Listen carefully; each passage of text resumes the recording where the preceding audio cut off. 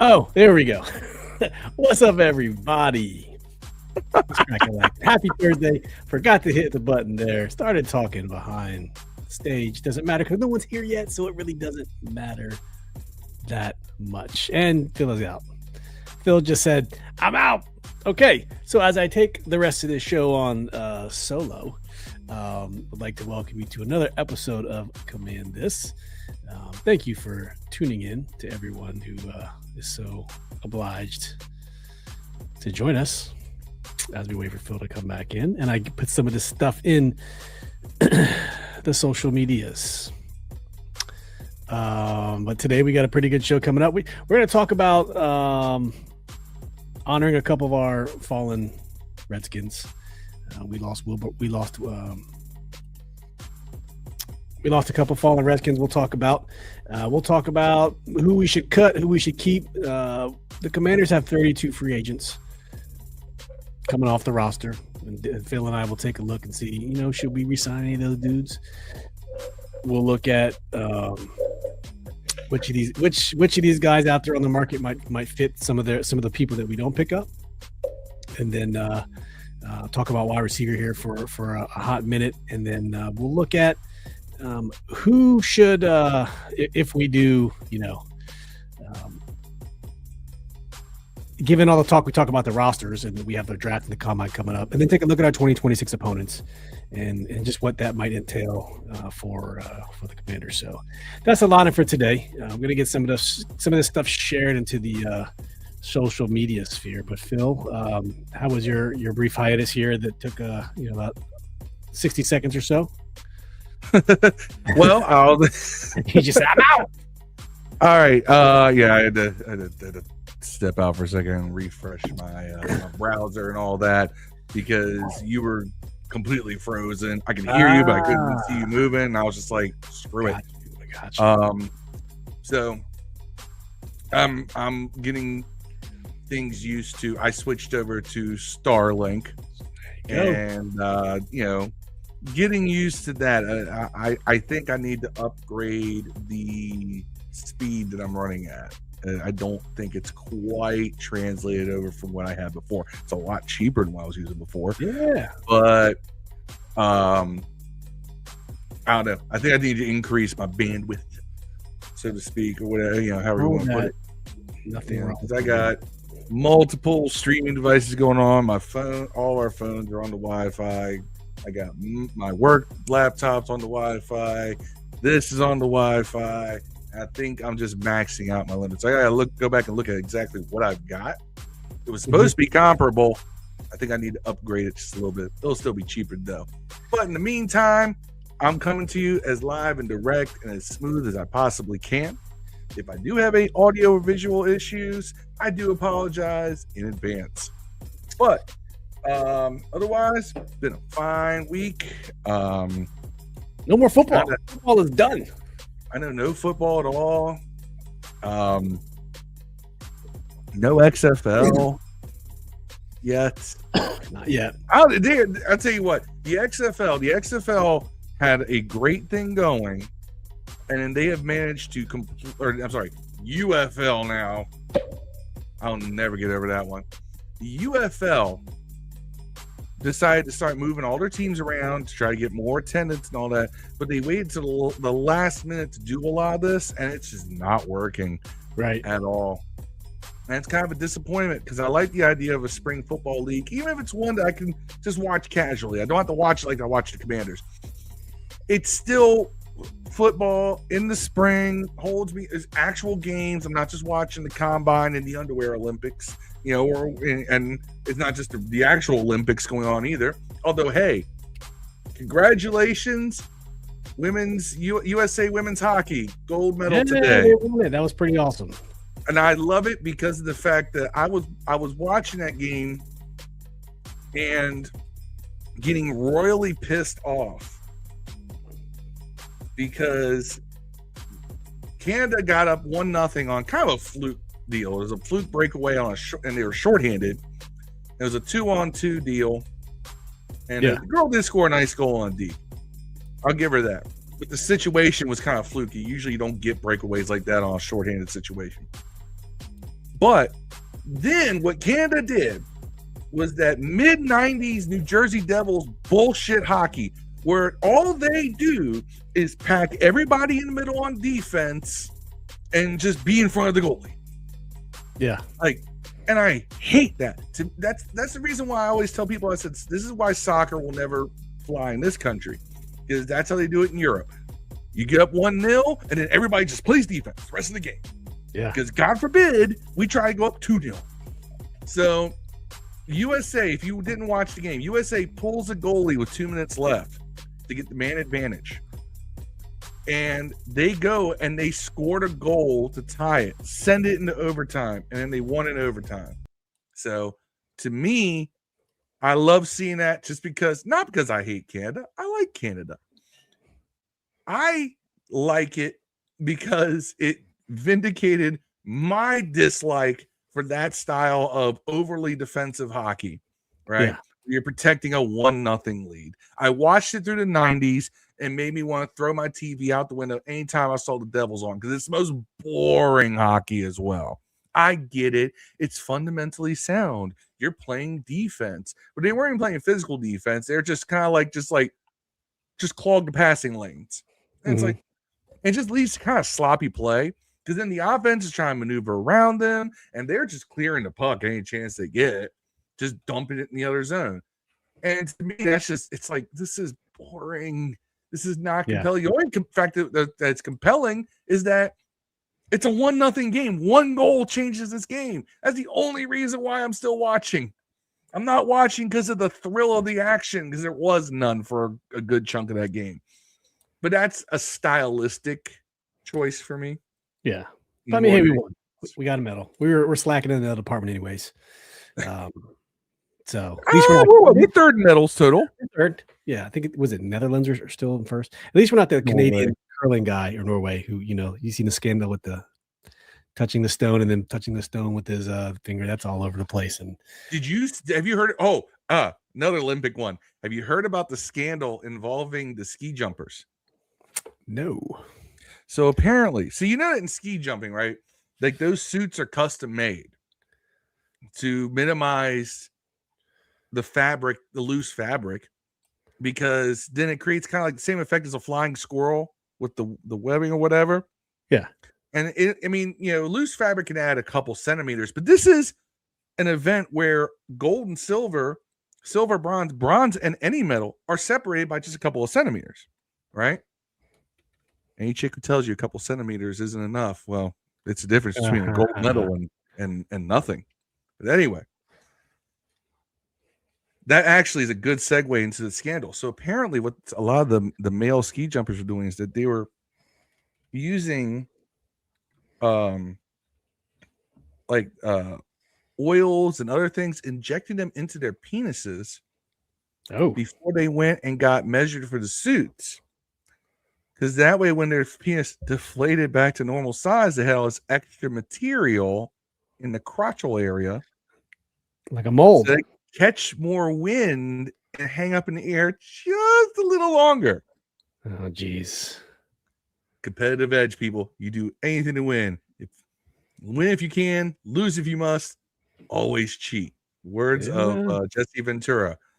And the words of Eddie Guerrero, if you ain't cheating, you ain't trying. See, pro wrestling has taught us everything we need to know, people. Sounds like it. But yeah, they're engorging themselves with like saline fluid or like that oil that they inject. That like, you ever seen those dudes? Hey, Ron. Sorry, I know you're new to the show. That's not what this show's about. We're just filling time here. Yes.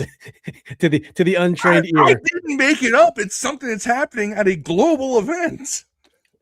All right. On that note, let's get to the show. Hey, we want to start off by honoring a couple fallen Redskins that fell here, that passed away recently. Wilbur Marshall and Trey Johnson. Two people, if you've been a Redskins fan for a long time, you know who these guys are. They're in the fabric of the history of this team. Most people will say, how do you remember Wilbur Marshall? I remember the neck brace. Let's start with Wilbur Marshall. The neck brace alone was fantastic, right? I'll tell you what, the neck roll. That's one of the reasons I wore one. Him and Christian McCoy. See, I didn't wear a neck roll. I should have. But Wilbur Marshall to me was the consummate linebacker because he did everything well. Mm-hmm. He was an efficient form tackler. He brought violence. He could pass cover. He could blitz. He could set the edge. He did everything you wanted an outside linebacker to do, and he did it all at an elite level. And I've said that Wilbur Marshall is one of those guys who you can make a strong case for him to be in the Hall of Fame. Because he not just with the Redskins, because we all know that playing for the Redskins is an automatic mark against you going to the Hall of Fame. Hold on, time out. I don't know why we're talking about Wilbur Marshall. Why are we talking about Wilbur Marshall? He didn't pass away. I don't know what I'm thinking. I thought he did. I thought he did too. Alvin Walton. Right? I know Alvin Walton did too. Now I'm saying you know what? Let's just talk about Trey Johnson. How about that? Alvin Walton passed away. Not Alvin. Barry Wilburn. It was Barry Wilburn. Not Wilbur Marshall. Well, the daggone it. Why did I say Wilbur Marshall? I'm in Barry. Jesus, Wilburn. You got me on this whole rant. Like what are we doing? What are we doing? What am I doing? I said Barry Wilbur. Wilbur Marshall. It was the B thing that got me. But yeah, you're absolutely right. Barry Wilbur. We'll talk about Trey Johnson first though, but then we'll go back to Barry Wilbur, not Wilbur Marshall. Man, because it's WILBURN. Barry Wilburn. Man, that's a Burn versus Wilbur. Quite embarrassing. What's funny is that I saw it and my brain went, oh yeah, Wilbur Marshall died. Yeah, because I even got the thumbnail right everywhere. Cut. Damn, I mean, you know what? You would have had it right had everything played it accurately in the beginning. Yeah, very true. But Barry Wilburn wore number 45, not Trey Johnson. What are we talking about here? Trey Johnson wore 77. Now, you wore the neck roll because of Christian McCoy and Wilbur Marshall. Yeah, I wore number 77 in high school because of Trey Johnson. There you go. Because now I didn't play guard, I played tackle.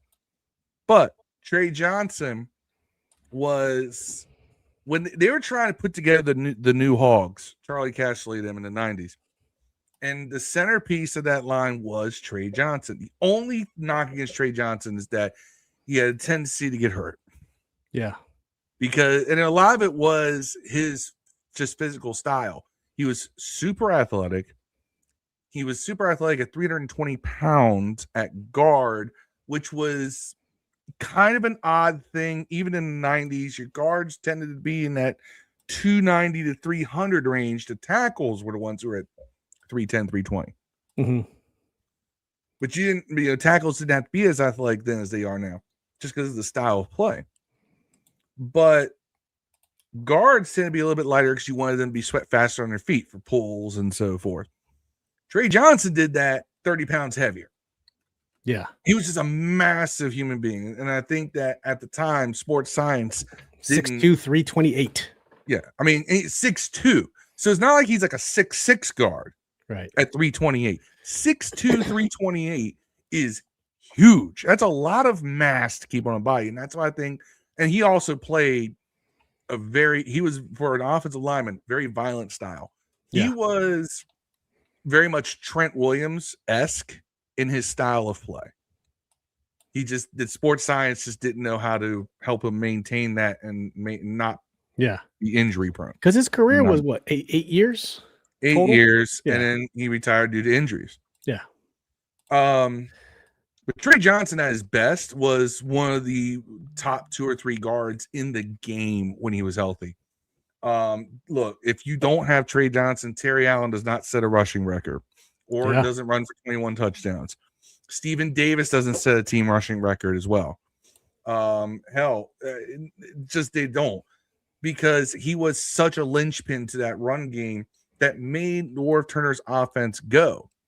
Because not like, as much as we love Gus Frerotte, he wasn't exactly the most accurate, blow your mind quarterback out there. Right. But so it was a run first offense. And that's where it was based on, was the interior run. And it was Trey Johnson was a big part of that.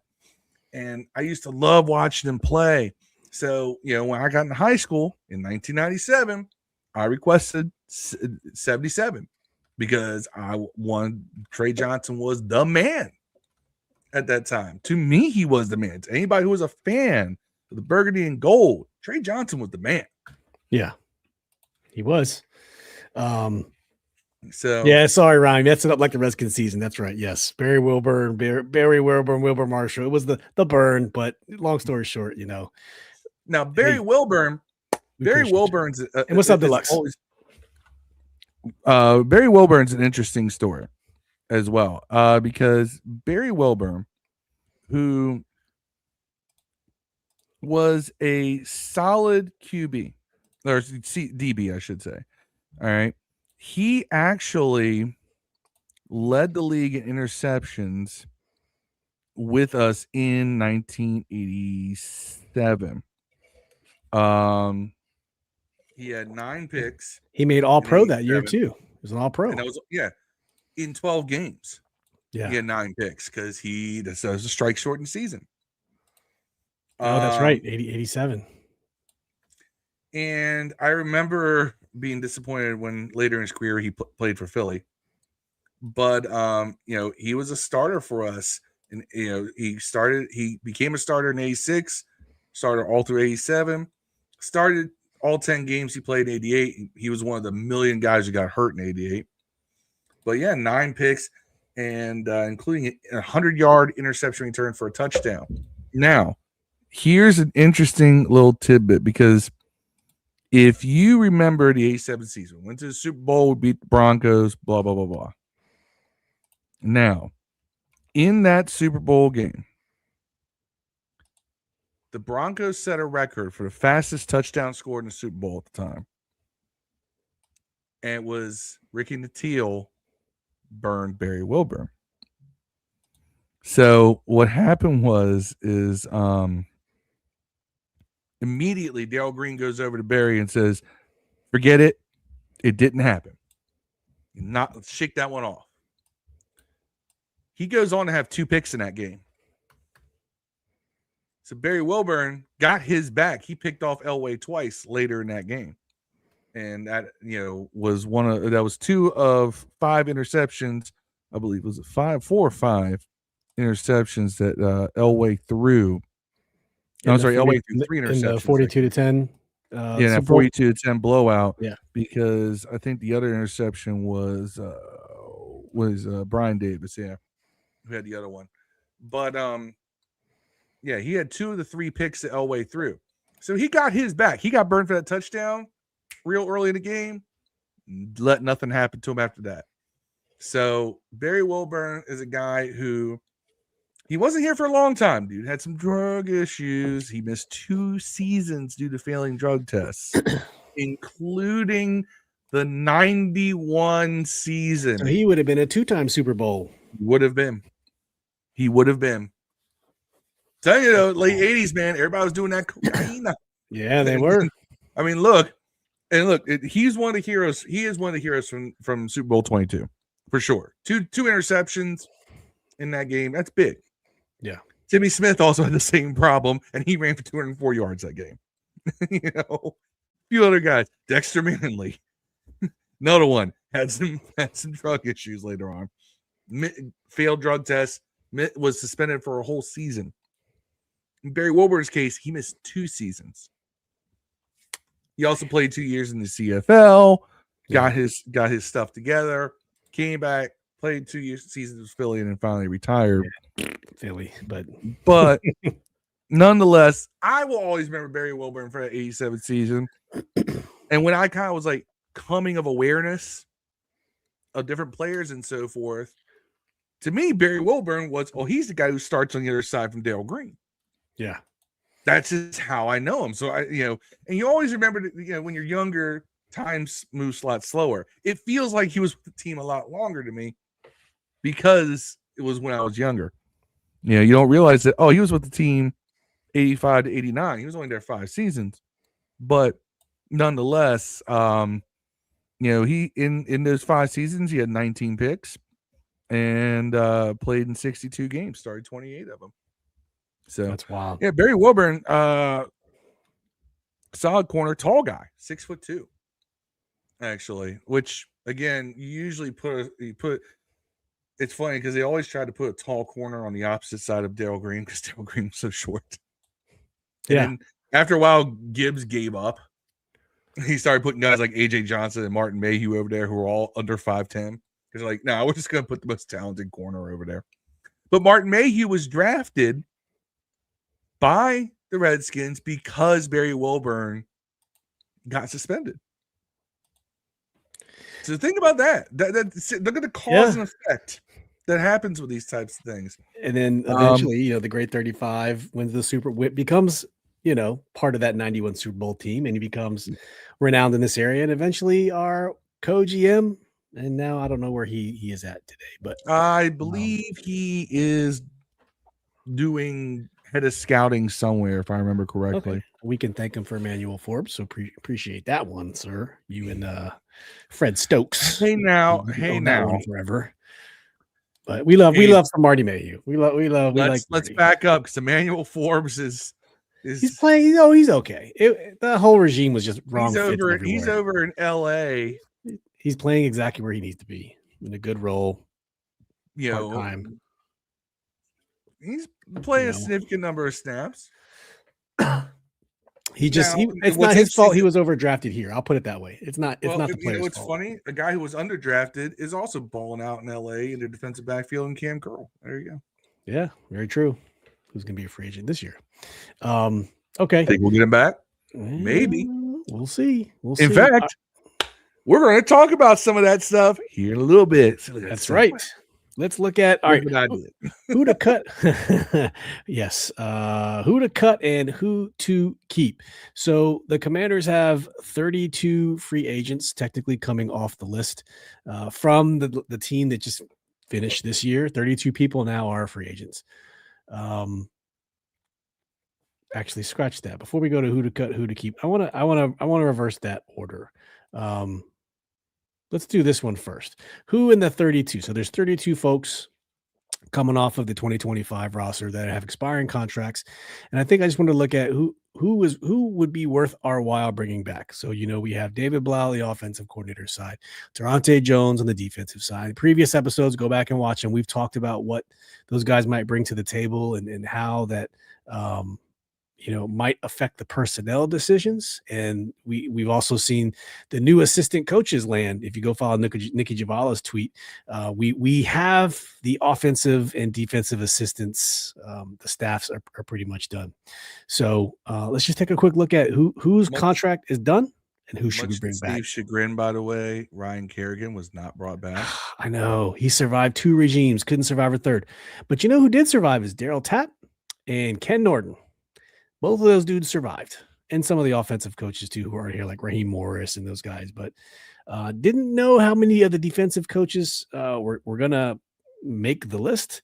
Real quick while we do that, Phil, I have Nikki's tweet right here, just to show you who actually did survive. Fair enough.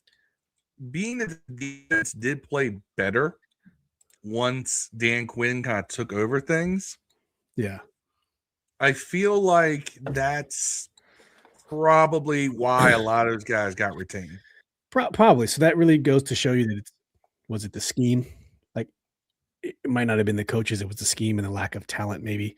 But then that's the same argument you could say for keeping Joe Witt. That tells me his scheme was not good, even though I thought his scheme was Dan Quinn's scheme, but maybe not. What's up, Phil Bullock? Appreciate you joining, man. So here's the list of all the offensive coaches and defensive coaches you got. So let me go over a couple names here I got in mind. A couple of things that stand out to me, and these are little things. This is my football nerd coming out. Andre Coleman coaching returners is fantastic. Because Andre Coleman was a fantastic return guy when he played in the NFL. He was not a stellar wide receiver. That's why he's a good assistant wide receivers coach. But he was a great return guy for the Chargers. Helped get him to the Super Bowl one year. So I like that. Bobby Ingram, Penn State guy. Always liked Bobby Ingram as a wide. He's remaining as our wide receiver coach. I like that. Larry Izzo coaching special teams is always a good thing. He's a stud. He is a stud coach.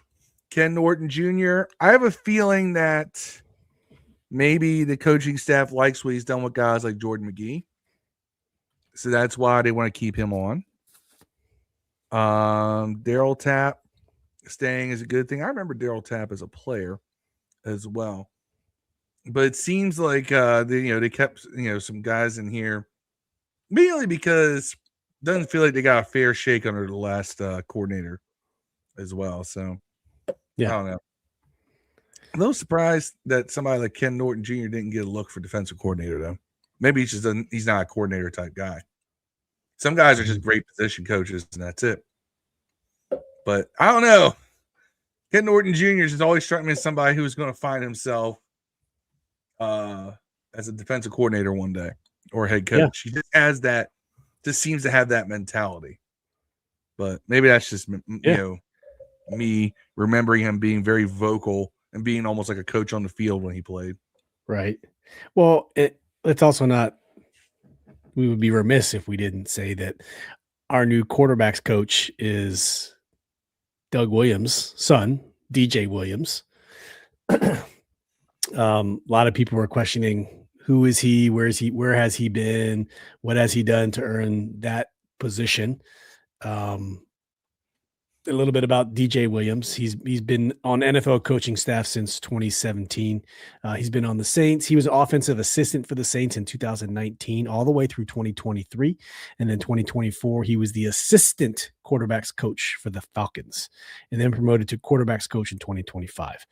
I don't know where the connective tissue is from his outside of Doug Williams, and that is his son. I don't know from a coaching perspective where his connection is to the team, but maybe sometimes that's good. Sometimes you need people that aren't necessarily in that, that, not calling it the good old boy system, but the people, like, he's not part of Blau's inner circle. So I don't know if he was told this is your guy, or he's like, you know what, this is my guy. Cause I don't know where the connection is to David Blau. He was on from the Saints 19 to 23, Falcons 1 year. And now he's on our team. So I don't know if David Blau has any connection to the Saints or the Falcons in the last couple of years. So it just leads to question is DJ Williams, how good is he? Because, it's a big deal because he's coaching Jayden Daniels. He's Jayden Daniels' position coach.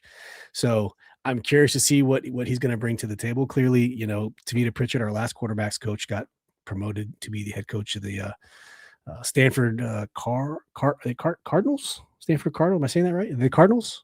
What is Stanford? Stanford Cardinal. Stanford Cardinal. Okay. Singular. Don't ask me why, dude. But yeah, he's our quarterbacks coach. So Phil Bullock says, are we still giving Doug Williams a check? I think he's still listed on the Commanders website as a front office guy. He's in the front office. He's senior advisor to the general manager. So yes, I'm pretty sure he's going to be there for the rest of his life, Phil Bullock. So just expect it. Doug's a legend here, 87 Super Bowl. I feel like now, I could be wrong, but I'm trying to look this up. But I feel like DJ Williams, I somehow remember him being a college quarterback. I don't know what he played in college. In college, he was a quarterback. Went to Grambling State. Yeah, because I remember him at Grambling State because it was all like, oh, Doug Williams was at Grambling. Was he And coaching at he Grambling at that was- time? Doug Williams? I can't remember. Yeah. Let's see. He was coaching at Grambling State from Yeah, 2011 to 2013. Yeah, he was a starting quarterback under Doug Williams.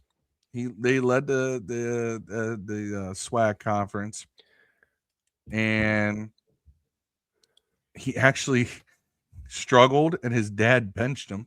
Yeah, good, Doug. No favoritism. And then he began a coaching career with the Saints and all that because he couldn't land a job in the NFL as a quarterback. Yeah. But he also had a ruptured ACL or something that kind of ended his college career. Usually, if you're not first round talent and you have an injury like that at the end of your college career, you ain't going anywhere in the NFL.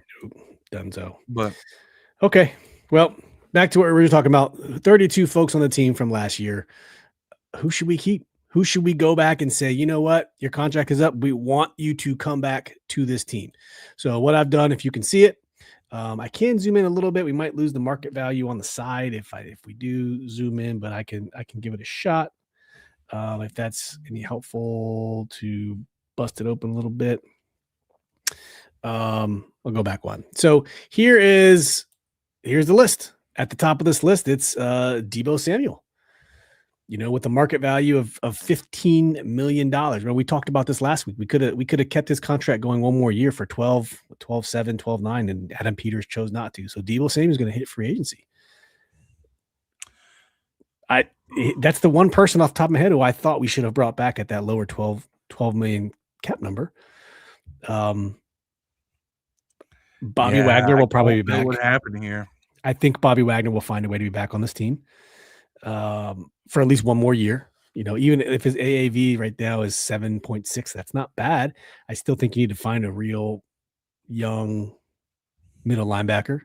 Marcus Mariota, would love for him to stay. I got a feeling he's going to be pretty hot on the market to be either that bridge quarterback like he was in Atlanta and the Raiders.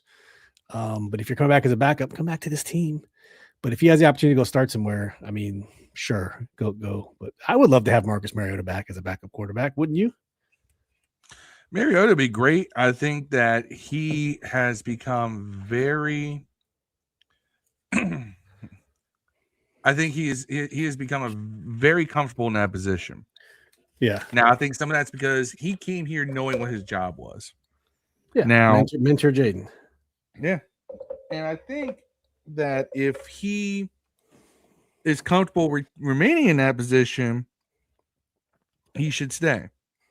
Now, if he wants to go see if he can do one more good run competing for a starting job, I can understand that.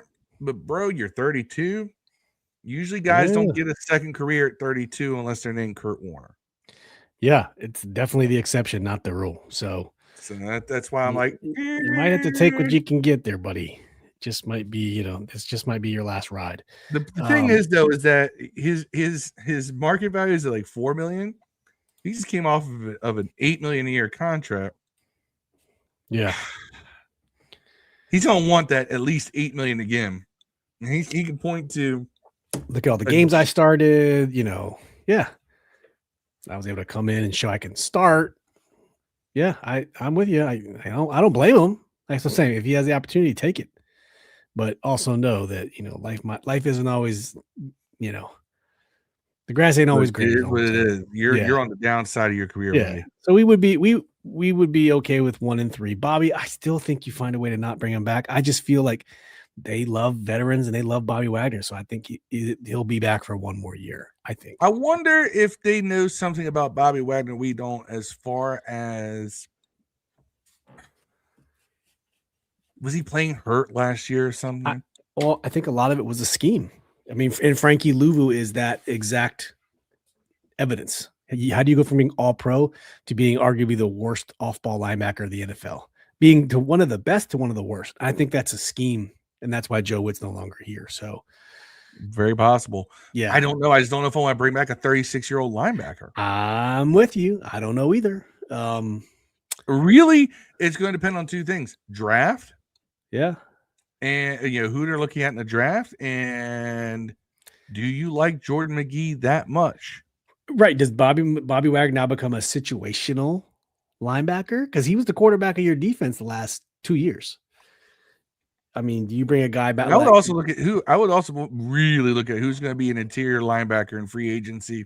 Yeah. Because you need a quarterback for that defense. And who's going to hold that? Who is going to have the radio in their helmet if it's not Bobby Wagner? Yeah, I don't know. Kane Madrano's clearly not ready. So I don't know who it's going to be. Kane Madrano didn't play a single snap on no, defense last year. Just He was special teamer. Yeah. Moving down the list, Zach Ertz. No, I'm good. I'm done with Zach Ertz. He should retire. Love you for what you did. Yes, thank you so much. It's time to retire. Von Miller would totally bring back for one more year. Totally bring him back. Low mileage. He had 6 sacks last year, maybe 8. I don't 10. remember. 10. Okay. And he was brought in to just be a situational pass rusher. So yeah, I would bring him he's back. fine with playing that same role this year with the idea of, hey, we don't think we're going to have both starting defensive ends injured within the first 5 games. Yeah. And if he can accept that, cool. Bring him back. Cheap contract. Last year wasn't exactly a bank breaker. His market value is not very different from where he was. Keep him at $6 million. We're good. Yep. And to that note, he was glazing the Broncos quite a bit come playoff time. He was glazing us first off, if you remember. Yeah, I can't wait to be back. And then all of a sudden, I would love to go back to Denver. I'm very fond of Denver. So I don't know where his loyalties lie right at the moment. I think his loyalties lie on whoever's going to give him a paycheck. Which is fair. I think he knows we're not going to do it. Yeah, totally fair. So, I got no problem with it.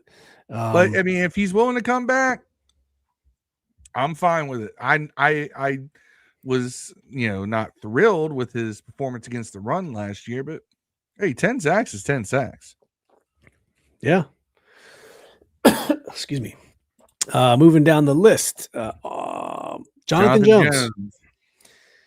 What do you think about Jonathan Jones? I think better of him than a lot than you and Dev do. Yeah. As a depth piece. Okay. That's fair. He just had some struggles late in the season. Who was the guy that I really liked at the end of the season? He was playing out of his mind. He never got time on the field till if I see the name, I'll know it. What is his name? And I'm drawing blanks now. Antonio Hamilton. Antonio Hamilton. Yes, that's right. South Carolina State. That dude was playing out of his mind. He's also 33, but I never heard of him in my life. This is his, 10 years he's been in the league. But he played fantastic in the one game he started. A fumble return. He did well. I liked him a lot. You can tell he was a fresh body because he was flying. And everybody else is. Austin Eckler, I love you. I love your wife. Your guys' social media is fantastic. I just don't know if I want a 31-year-old running back out coming off a blown Achilles. So I'll tell you what, if he can come back at that market value of $2.8 million, I'm fine with it. You have a veteran presence in the backfield. Someone who doesn't fumble. Third down back. Not make this guy your starter. No. You tried to before, it didn't work. Cliff's not here anymore, but Andrew Wiley, I would probably bring back, especially at the $1.6 million AAV mark. I'd probably bring him back. To go from a $4 million AAV to a market value of 1.6, right? This is living proof that he is the Glock Dookie Award. Oh, honorary. Jim Sleazy, what's up, bro? How you doing? Thanks for popping in, man. Just going over who we should keep off the roster last year, whose contracts have expired. Noah Brown? No, done.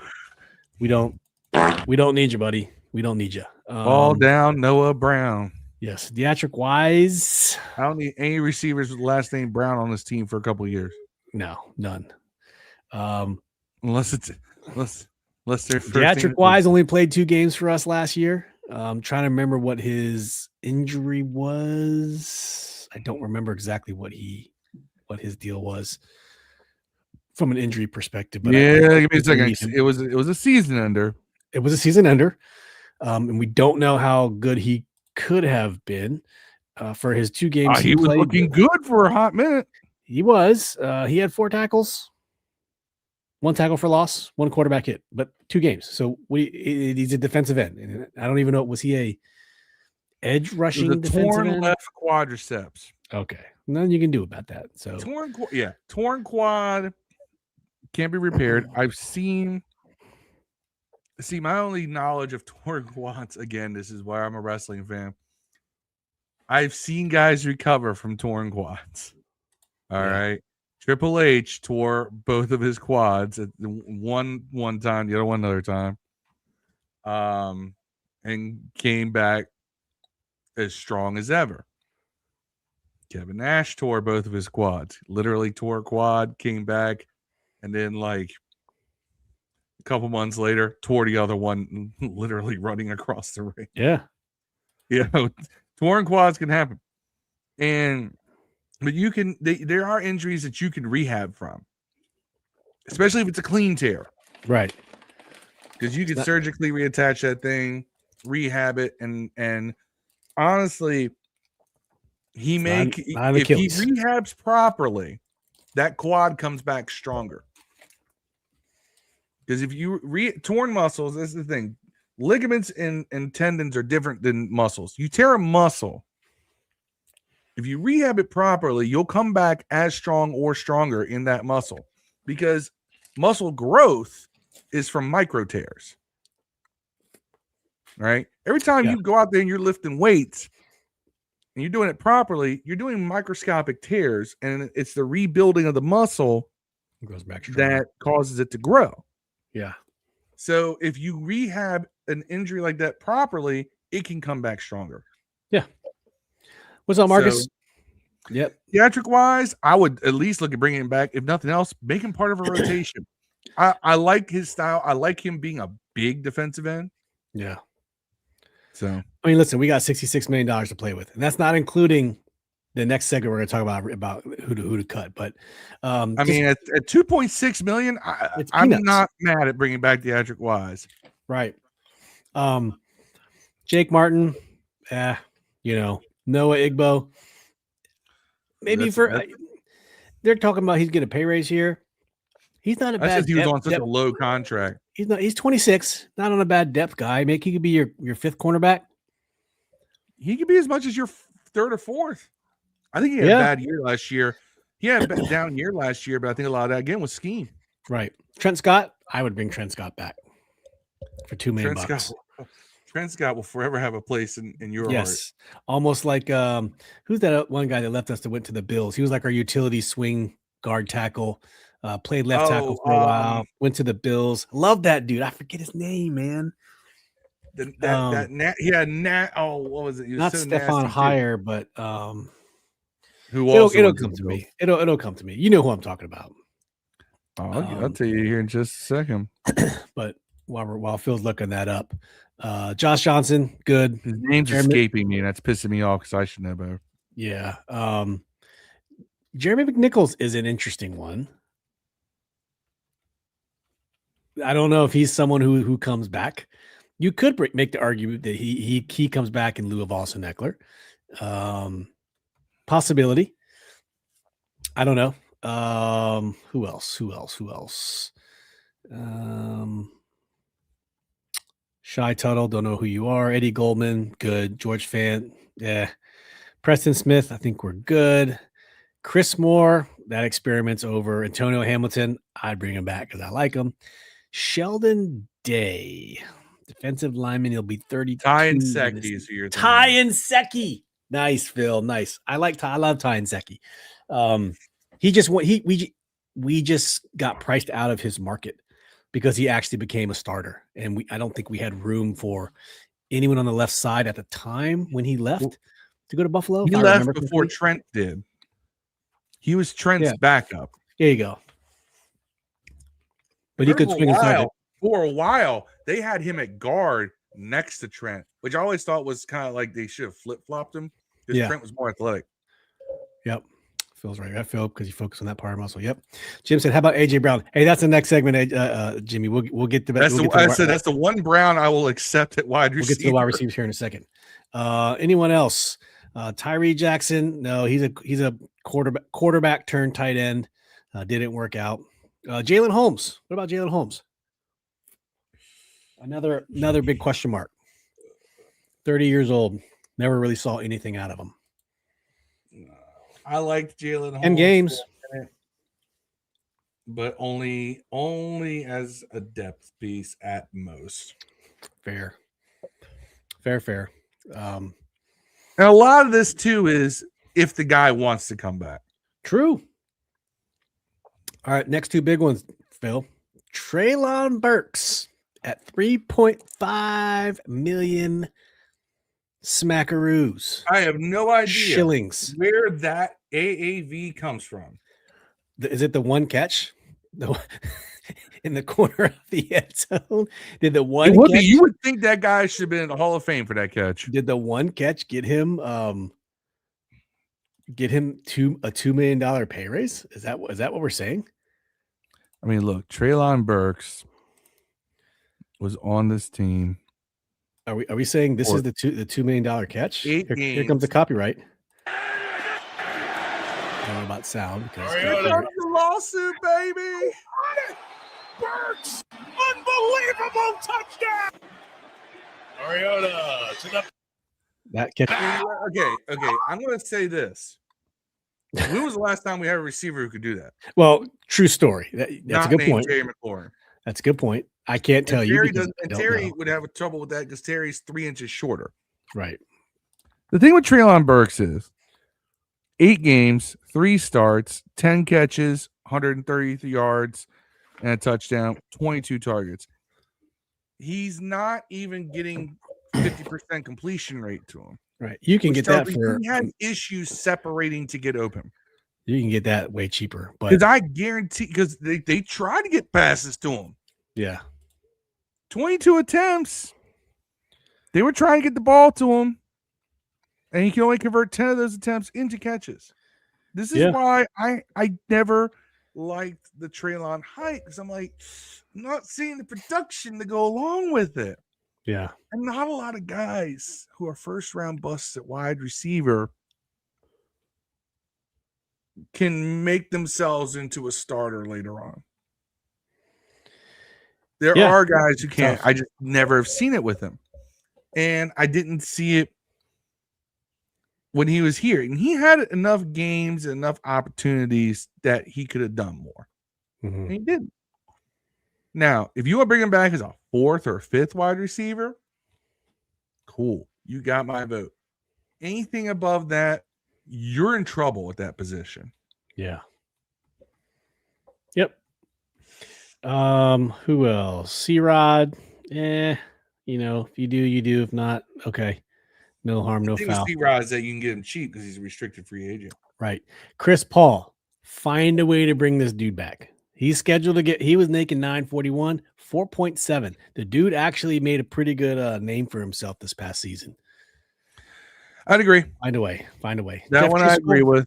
Jeff Driscoll. If Mario's not available, I love Jeff Driscoll. He impressed me in the preseason. We do love us some Jeff Driscoll. We love some Drizzy. So those are the 32 who. Okay, so that's a wrap.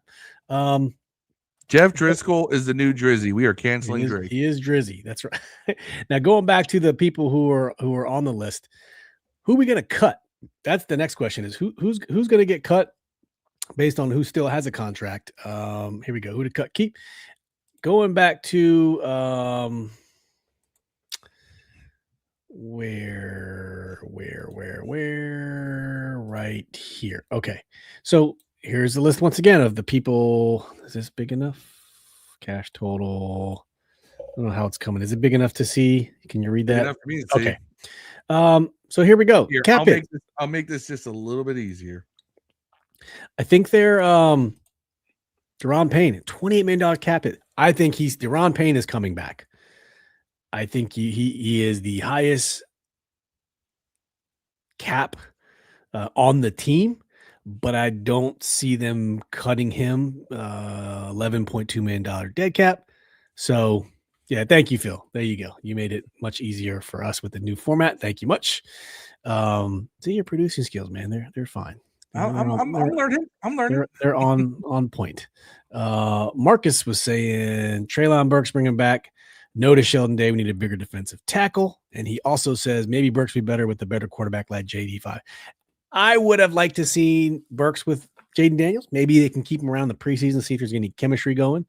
But again, fourth or fifth receiver, I don't project him any higher. Let him earn that. Yeah. And if he ends up beating out someone like Luke and Jalen Lane, okay, so be it. But, so Deron Payne, I think Deron Payne stays. There's been no evidence of them looking to cut him, to restructure him. No. So it looks like he's just going to play this final deal. I don't know if Deron Payne is he the type of player who says, I'm getting a new deal, whether you like it or not. Well, I think he's also the type of player that, is going to play for a new contract. Hey, even better. I mean, Jonathan Allen did it, and they actually played decent. Laramie Tunsil, you got to resign Laramie Tunsil.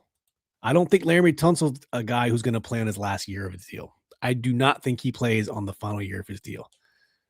I really do not. No, not at his age. Deron Payne's 29. He's got time. So he's due one more big contract. Correct. Laramie Tunsil doesn't get one. He's not going to get one. That's right. He's due probably one more good payday, and then he's done as a full-time starting bookend left tackle. Cosme, sign this dude. Figure it out. But Cosby's not free agent until 2029. So let me hold on. This is not sorted properly. That's why. Free agent by cap hit. There we go. Let's go to 2027. Jacoby Jones, Ja'Cory Brooks. Well, actually, no. I was just looking at who based on who's getting. I'll leave it at cap hit because based on their we can just bypass them and look at the free agent year. So, Marshawn Lattimore, we're done. Done. I think his no dead cap. Get that off your books. It ain't rocket science, and you will save 18 million. No brainer.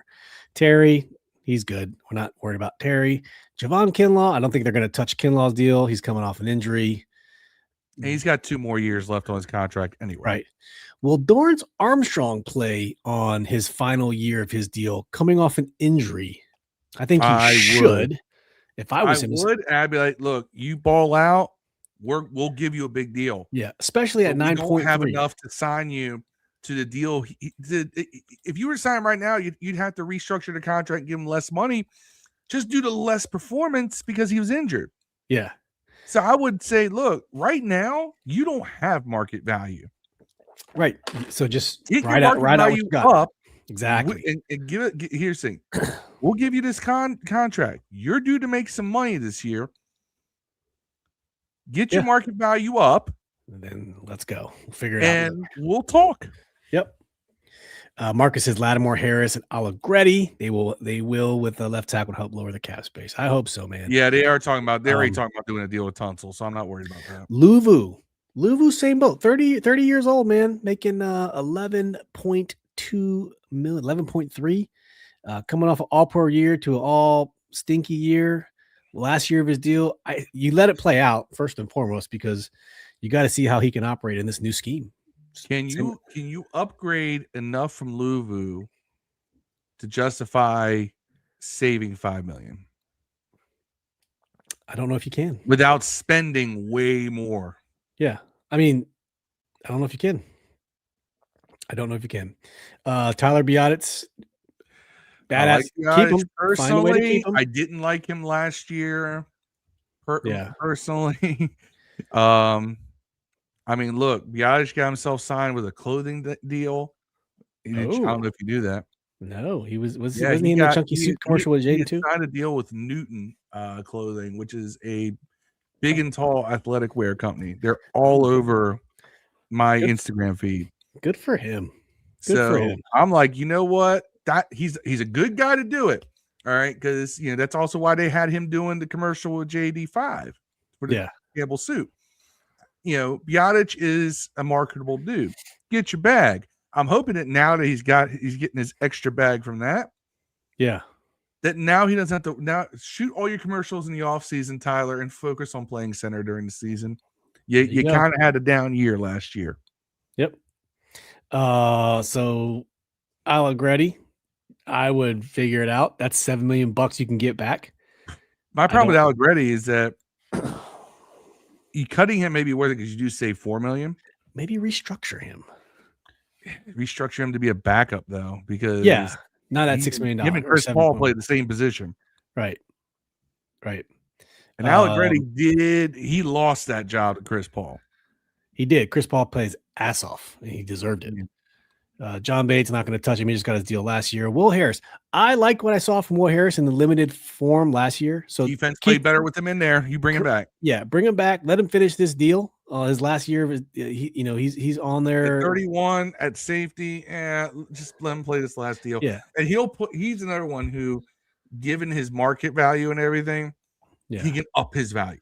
Now, if they go out and get someone like a Caleb Downs in the draft, that might make Will Harris a little expendable. Or you keep them both on the field, and you got a veteran, you got a veteran and a rookie back there running the show, and not Quan Martin and Will Harris. You got Will Harris and Caleb Downs. So, I mean, Caleb Downs is more of a Sean Taylor hybrid in the box kind of guy, but that might go well with Will Harris. I don't know. Anyone else we're talking about here? These are all Quan Martin. Cut him. Cut Quan Martin. These are all relatively low cap hits. Jeremy Reeves, all pro Revo. Keep him. He's great for the team.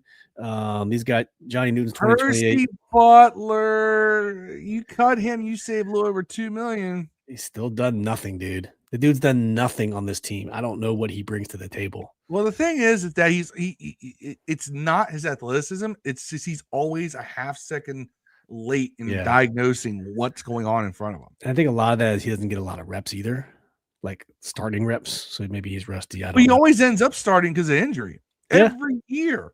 So Tyler Ott, last year of his deal. Nick Ballore, I mean, fullback. You kind of want to keep him because he's a great special teamer. Yeah, doesn't really do anything else. But if you cut him, you only have a $247,000 cap hit. Yeah, but look, special teams kept us in some games. So yeah, Tress was re-signed. Who else has expiring contracts?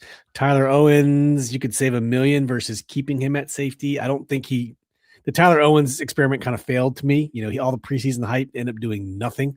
I'm glad someone else says it besides me. Hey, I was kind of convinced in the preseason, this guy might be we might have found us a diamond in the rough. No, I'd let Andre Carter II go. Completely, Andre Carter can go. Coleman did play well late in the season, but Coleman's contract isn't up for a while. So Sam Hartman, we do not need Sam Hartman on this team. Outside of pleasing Jayden Daniels, you don't need him. The women in Ashburn would disagree with you. Yes, you can keep him for that. Other than that, none of these dudes are all right. This discussion's over. This is nothing. This is $1 million here. It's not going to make a difference. Okay. So that is that. The next thing we were going to talk about here is wide receivers. So yeah, Brandon Coleman did play well in the season, Marcus. And just a reminder, guys, hit that like button for us if you're watching this. Would be Brandon Coleman much obliged and appreciated. Brandon Coleman is proof that benching guys sometimes works. Yeah. Sometimes you need to let people know. Yeah. You're not untouchable. Yeah. We will move on. We will. And I think that lit a fire under his ass. So a couple looking at the available NFL wide receiver free agents going into 2026, looking to upgrade the wide receiver room clearly through the draft and also through free agency. So what I want to talk about next is, of the available free agent wide receivers, who should we look at? And I'm going to pull that up right now because there's an article that was, I think it was on Hogs Haven. They had listed two people the Commander should target. Alex Pierce off the Colts, 25. We're going to take a look at his profile. And Romeo Doubs from the Packers, who's only 25. Shy Guns would probably flip out if they found out we were going to sign him. But you also know, if you've been paying attention to the news, Tyreek Hill was cut from the Miami Dolphins this past week. But lo and behold, Phil, let's take a real. Yeah, I'm good on Tyreek Hill. I don't need Tyreek Hill at all. I am good. He'll probably fit back at the Chiefs with Andy Reid, in my personal opinion. But let's go back into that. Where did you have it? Yeah, here we go. Wide receivers, and then their market value. I'm still shocked that. Let's sort by this way. George Pickens is going to demand a lot. If you can get George Pickens, great. If not, okay. Juwan Jennings. I have not heard his name at all linked to the Commanders. I have. You have? Okay, I have not. If they're a San Francisco wide receiver, they're linked to us because that's true. Because Adam Peters. The funny part is Alec Pierce is next guy down. 25 years old. He's 6'3", 211. He's sneakily good, and I'll just read you his stats here. He came in the league in 2022. He's from University of Cincinnati. Pretty durable guy. He played 16 games, 17 games, 16 games, 15 games. 5 reception yards, 593, 514, 824, and 1003. Every year he'd gotten better. Every year he 2 touchdowns, 7 touchdowns, 6 touchdowns. Can we also talk about something here? What's that? He's never caught more than 47 passes in a season. No. And you know what that means for his average? 14.5, 16.1, 22.3, and 21.3.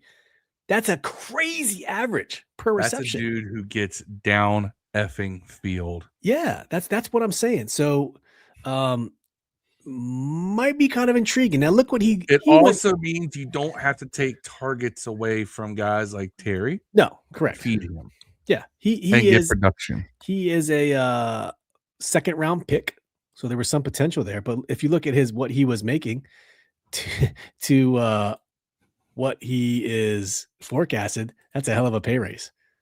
$1.6 million to $20 million. That's wild. I'm sorry, but I mean, he's the right. That is the right fit. He is not even 26 yet. Yeah.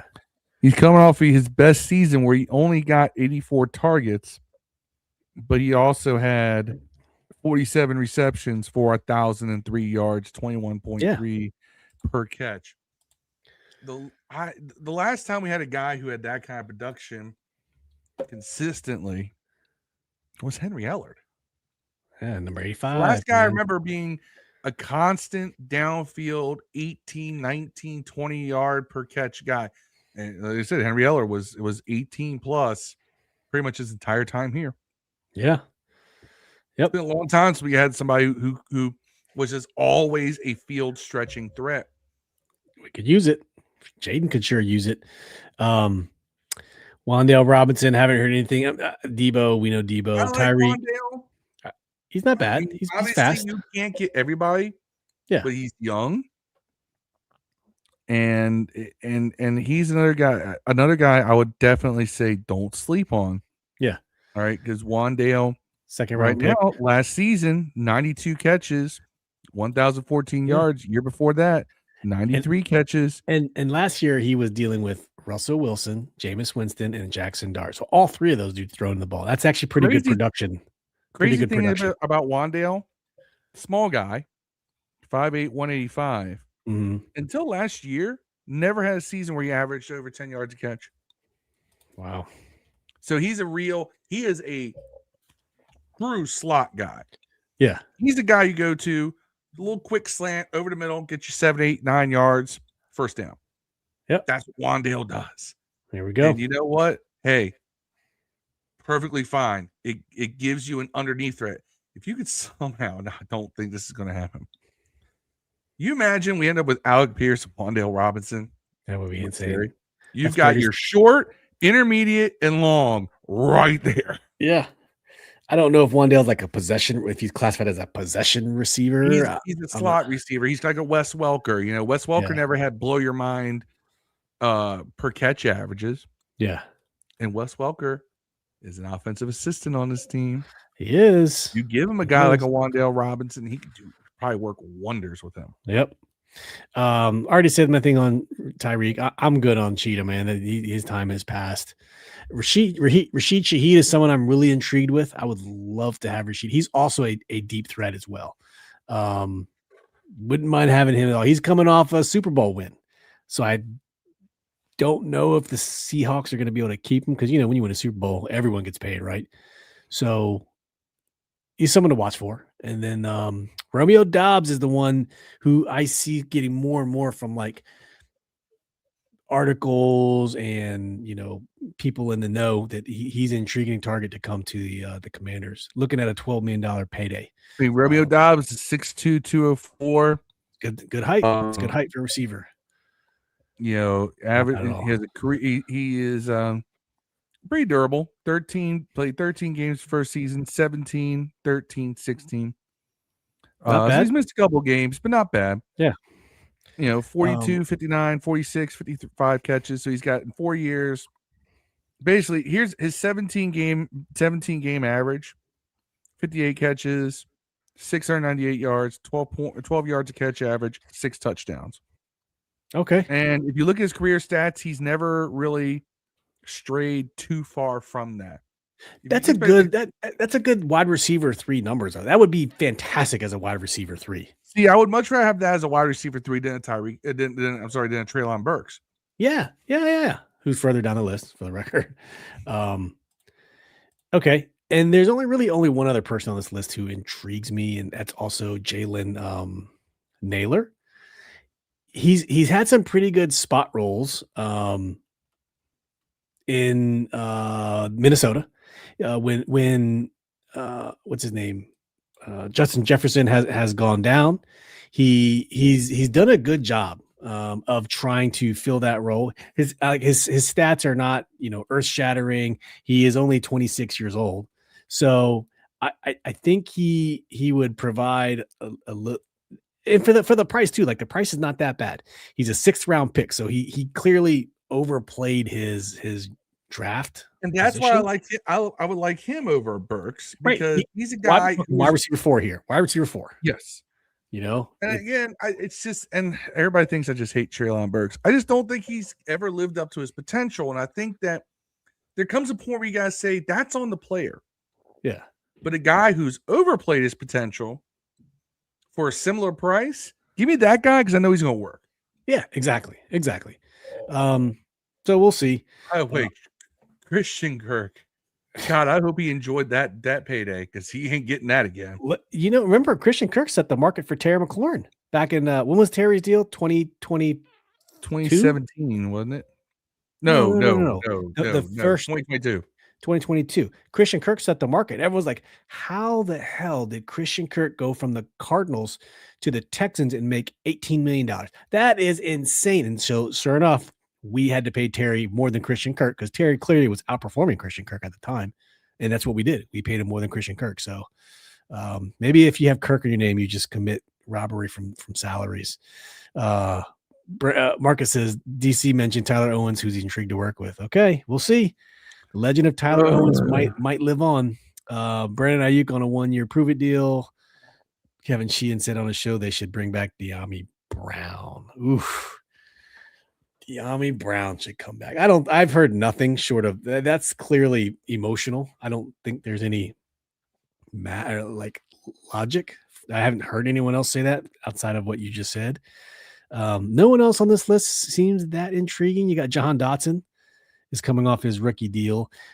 Tutu Atwell would be a burner. He was making 10. He on a 1-year, $10 million deal. And then clearly his rate is now 2.6. So did not earn that contract. No, I don't think there's anyone else. I mean, Jim Sleazy earlier mentioned AJ Brown. Now we've heard a lot of rumblings about AJ Brown being unhappy with the Eagles, but it's going to cost a lot to get AJ Brown. You got to be prepared to move players and draft picks. We don't have the capital in division. Yeah, Eagles ain't happening. I think they'd have to cut him first before, and they have some crazy amount of dead cap if they cut him. It's like $60 million. I mean, don't quote me. Pull it up. I don't think he's going anywhere. To be honest with you. Pull it up. No, right there. There he was. What's that? Right side. No, you guys stay in the search bar. Never mind.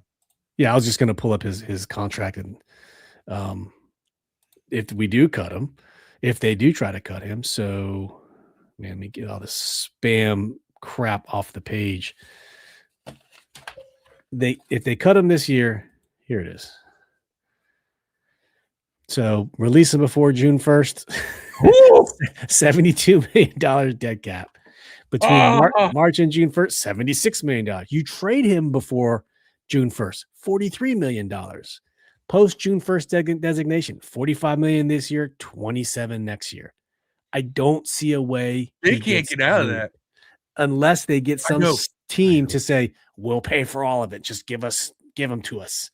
I don't know if you can even do that. I don't know if that's legal. I hope they somehow screw this up and just screw themselves. Right. Where you're at a point where, you know what, we'll just eat this to get them off our team. I would love to have them on our team, but I know you can pay some of their salary. I don't know if you can offset the cost of it. Here's the thing. They may be able to pull off a June post June 1st. And then you're only eating 16 this year and 27 and next that saves them $7 million. It hurts them next year, but that makes them okay for this year. And you get 7. This is your best opportunity right here. Trade him after June 1st. But then again, now he's coming to a team late. Or I think you can do a post designation. He's a veteran. I don't mind if you post June 1st trade for him. Yeah. But I don't think they're going to you're not going to get any kind of a favorable deal in division. Yeah. It's one thing when you're trading around draft picks. It's another thing when you're trading around a player like that. Yeah. Marcus said David Blau's offense need wide receivers, not only pass catching, but run blocking. That's why I would love to have Burks back as wide receiver 5. Well, you already have Jaylen. 5 is fine. Jaylen, Luke, and Terry. That's all you have, right, on the roster? Jaylen, Luke, and Terry under contract at the moment. Am I missing someone? No. I think that's it. Except for no names ain't coming back. Yeah. Deluxe says Tyler Owens isn't going anywhere. Beast on specials and developing on defense. Just voted as the most athletic player on the team by players. I did not know that. I did not know that he that doesn't mean anything. Most athletic player. You know who was a freak athlete? LaRon Landry. Mr. I'm going to make a tackle 30 yards downfield. I'm going to stand on top of him. And then, yeah. Flex in the mirror. I mean, that's not Tyler Owens by any means.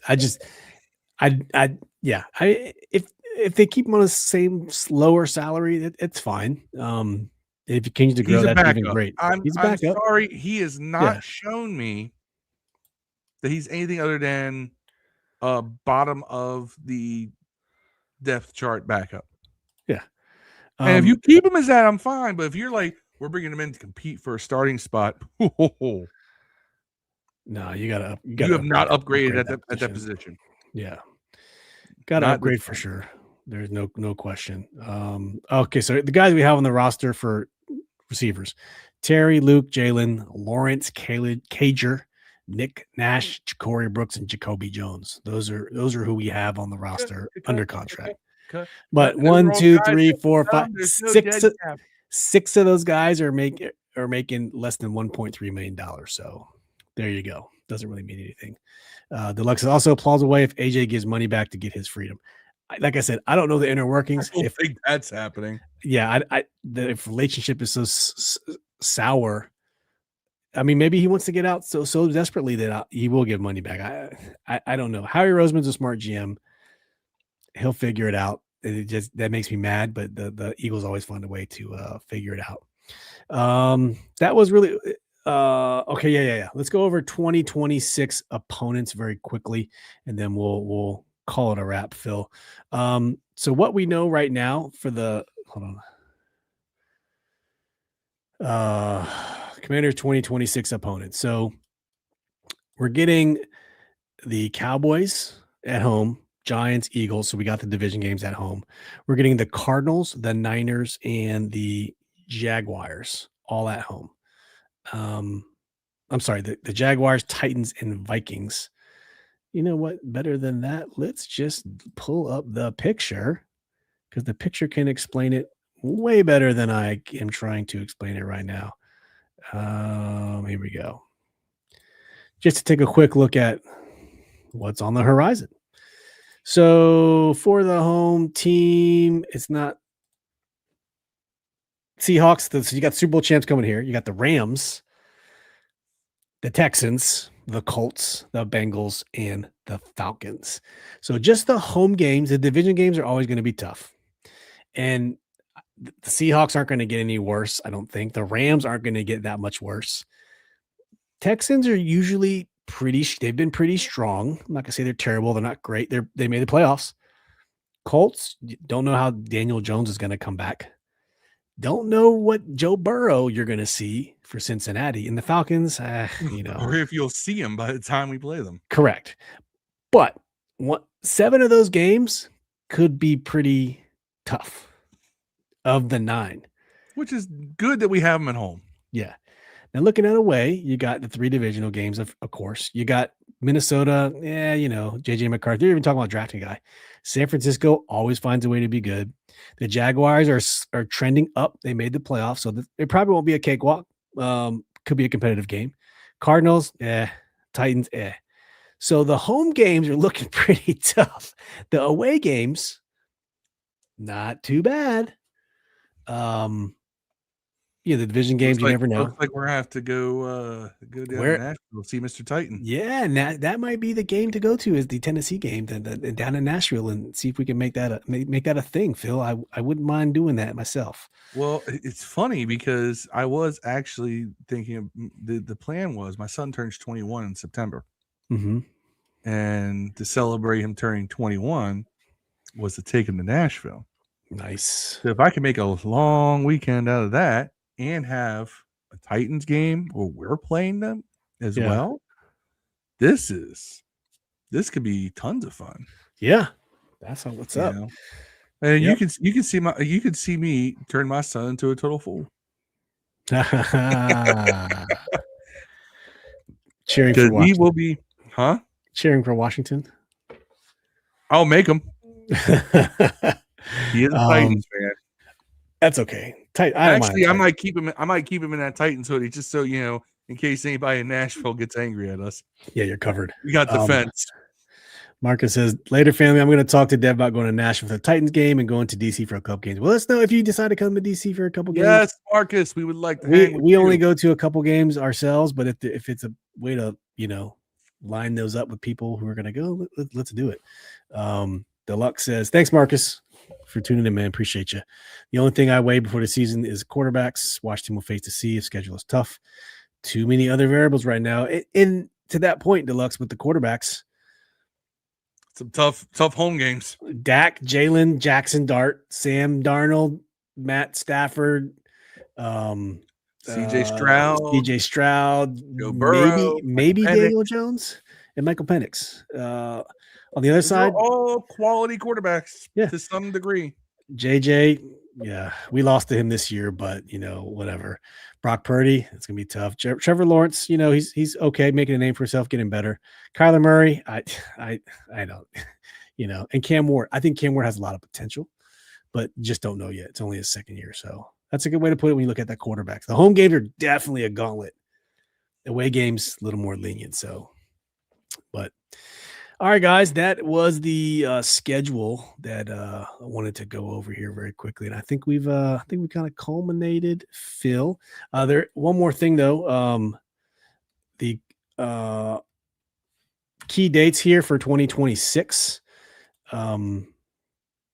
Where is it? Key dates. So, oops. NFL. Usually I have the page saved to show you guys. Here we go. Important dates coming up. We're going to share this right here. And boom. All right. Coming up. We got the combine coming up next week, February 23rd to March 2nd, the NFL combine. So that is approximately this weekend. Starting next week, on Monday, 23rd is Monday. So that's where we get to see the first shot of the rookies. We'll probably talk about it. Well, Phil and Dev will talk about it on Thursday. Will it be Ruben Baines? We're going to see Sonny Styles, Arvell Reese, all these people, Ruben Bain, all the people that they have linked to us, Caleb Downs, all defensive players. Now there's talk about a Carnell Tate from Ohio State coming to the Commander. So lots of speculation here coming up at the Underwear Olympics here. But We have not used any franchise tag that I'm aware of. This started on the 17th. And then moving down into March, the deadline for franchise tag is March. I don't think we have any franchise tag players. And March 9th to 11th is legal tampering. Yeah, that's when it gets fun. That's when you start getting the Adam Schefter late breaking out of nowhere. My sources tell me X, Y, and Z is going to this team. And that's a fun time. I'm not gonna lie. Fun time. And then March 11th, free agency begins. March 11th, free agency starts. And that's where the goodness. So really it's not gonna lie, it's been a little bit of lull here in the Commanders content creator sphere and talking, but it's about to pick up here real soon. So Combine is the start of all that goodness. So we appreciate everyone hanging with us and sticking with us throughout all of this offseason stuff. It's been really fun. Let me get the music going. But poor Steve will not be here for the next 2 podcasts. Yeah, I'll be out for 2 weeks. So you got Phil as the master of ceremonies and hopefully joined by Dev. Deluxe says one thing. You always face some, but we had a murderer's row in a recent year, trying to remember which year. Yeah, we had a layup schedule the year we went to the playoffs in 2024 because all the quarterbacks we faced, they end up getting hurt. If you remember, we just faced a slew of backups, and not our fault. We won the games we were supposed to win, but we can't control if your quarterback gets hurt. We played 6 backup quarterbacks that year. It was fantastic. It was great. So Steve was underwater. He'll be out of the country for 2 weeks. Yeah. So I will be kind of running things. Dev should hopefully be with us. Dev couldn't make it tonight. He's not feeling well. And we weren't going to make him, we put show up on the inactive list. Yeah. He's on the pup list for tonight. He's on just unable to perform. Yeah. Okay. But so we'll discuss all the rumblings and goings on from the Underwear Olympics. And that'll pretty much be what we'll talk about probably the next 2 weeks, heading into free agency period. Once free agency period starts, that's when Steve will be back, and we'll be a full throttle on that because I think we're going to be selectively active. Yeah, we're not going to have a massive number of targets, but we're going to be very much sniping on. Yeah. Make some moves. Let's make some splashes, man. We really haven't done it yet. And this is year 3, Adam Peters. So surprise us. Find some dogs. So, all right, Phil. Yes. Let's close this thing out. Thanks for tuning in. You got Phil and Dev next 2 weeks, man. I'll catch you guys on the flip. I'll be in the comments, hopefully. And until next time, appreciate you guys for the comments. And we'll see you next week. Peace. Inhale. We out.